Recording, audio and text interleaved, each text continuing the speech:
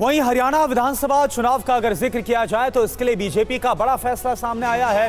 नायब सिंह सैनी के नेतृत्व में लड़ा जाएगा चुनाव। अगला प्रदेश कार्यकारिणी की बैठक में अमित शाह की तरफ से ऐलान किया गया, बिना किसी गठबंधन के सरकार बनाने की अब तैयारी हरियाणा में अक्टूबर में होने वाला है हरियाणा विधानसभा चुनाव, जिसको लेकर अब बीजेपी रणनीति बना रही है।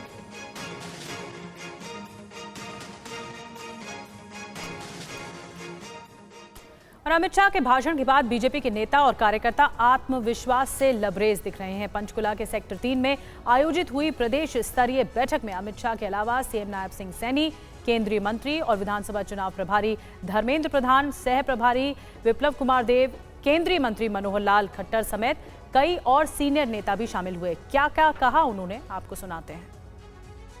भारतीय जनता पार्टी यहाँ अपने निजी ताकत पे चुनाव लड़ी।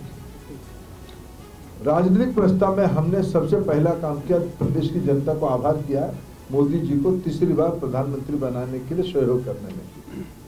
और हमने राज्य की जो राजनीतिक हालत है, देश की जो राजनीतिक हालत है, उसमें हमारी प्रतिक्रिया बताई है और हमने भरोसा जताई है कि हमें पूरा विश्वास है प्रदेश की जनता तीसरी बार यहाँ प्रदेश में भारतीय जनता पार्टी सरकार करेगी। देश के हित में है, हरियाणा के हित में है कि हम सब एकजुट होकर के तीसरी बार भारतीय जनता पार्टी की सरकार बनाए। यहाँ पर पिछले 10 साल के कांग्रेस के काल में केंद्र से सिर्फ 41,000 करोड़ आया था और पिछले 10 सालों के अंदर जो है 2,70,000 करोड़ हरियाणा को मिला है।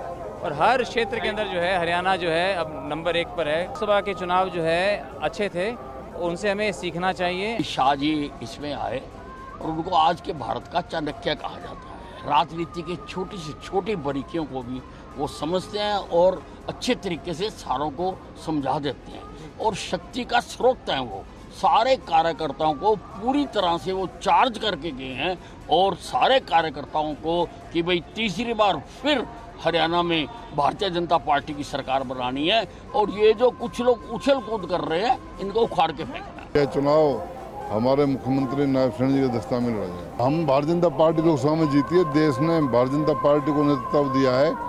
हम सभी देशवासियों को, प्रदेशवासियों को धन्यवाद करते हैं। और जो कहते हैं ना, बहुत कम नंबर लेकर के जो कांग्रेस के जो नेता जो जीत की बात करते हैं वो आज हारे हुए हैं। 2014 में विपक्ष में थे, आज विपक्ष में और आगे भी विपक्ष में रहेंगे।